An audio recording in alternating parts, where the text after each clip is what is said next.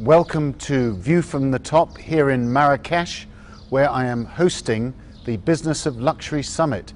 Our guest here this morning is François-Henri Pinault, who is the Chief Executive of PPR, one of the great luxury companies in the world with brands like Stella McCartney, Puma and others.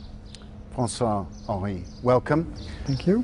You're an optimist about the world economy and about the luxury business. Yeah, very optimistic, uber optimistic, of course. And why? What are the grounds when you think of all the problems that we have in Europe at the moment? Well, because it's a worldwide business and structurally this market, the luxury market, is growing structurally, and it will be true for the next 10 to 20 years, particularly in Asia, but not only in Asia. So it keeps me very optimistic, of course. And tell us about China. Well, China, we did a wonderful year last year. All our brands all together in mainland China, we grew between 35 to 40%. It's exceptional. It's true that this year the growth may be only around 20%, which is still amazing.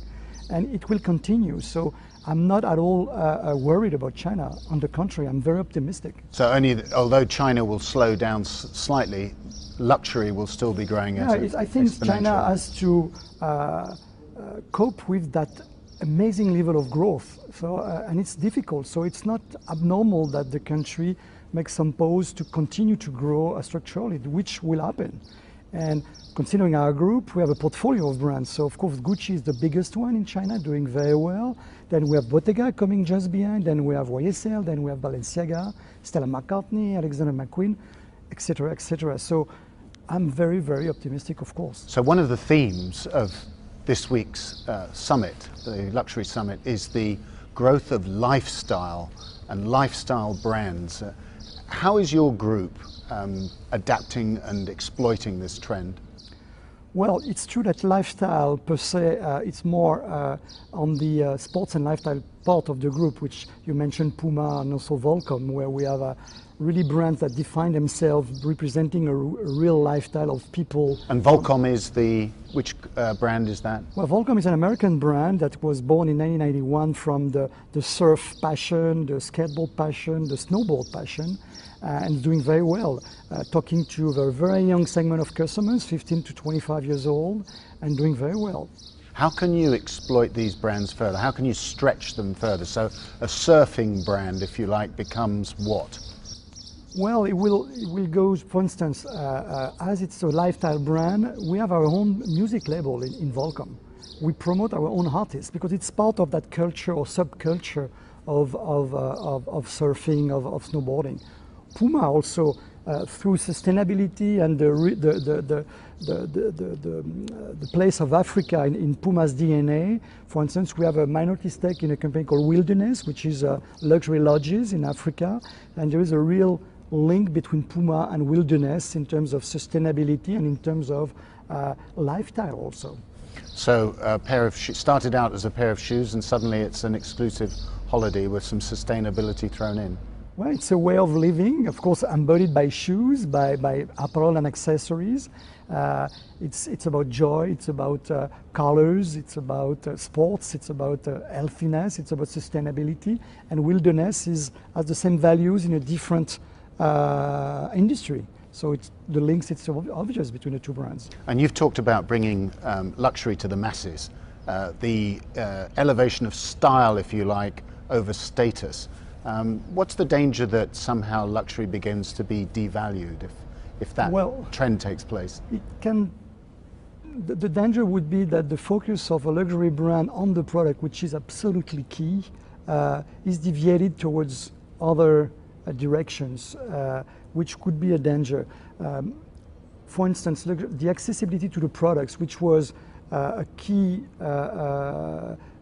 part of the definition of a luxury brand. It was difficult to access. There were very few stores in the world. This has disappeared.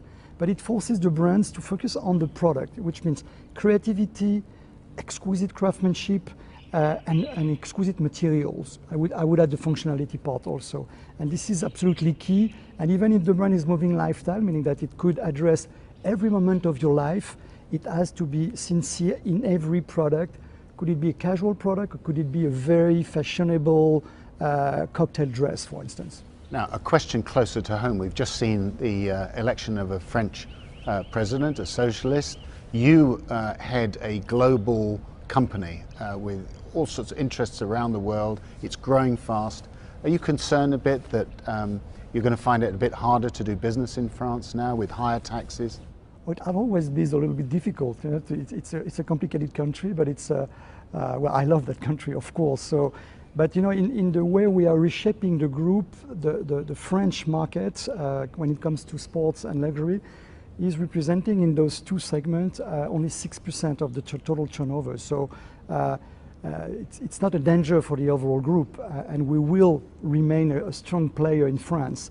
I hope that Mr. Hollande will be able to cope with all the constraints he has to deal with.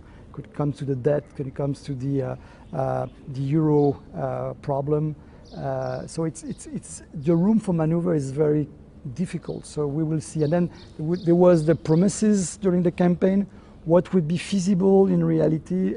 We have to wait and see how it comes out. François-Henri, are you ready to play long short? Let's try. Okay, London 2012. Or long. As a Frenchman. Long. Long. Okay, long. Good. The Euro.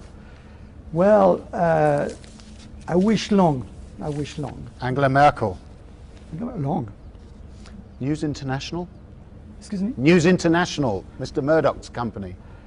Well, no, I would say long. Long. Oil prices. I would say long also. Skirts. What do you mean skirts? Les jupes. Very long. Very long. Good. And short. Okay. Private equity. Long, but more regulated. Mitt Romney. Well, maybe short. Finally, Facebook. Long. François-Henri Pinault, thank you very much for Thank playing you. long short and doing this View from the Top interview. Thank you very much.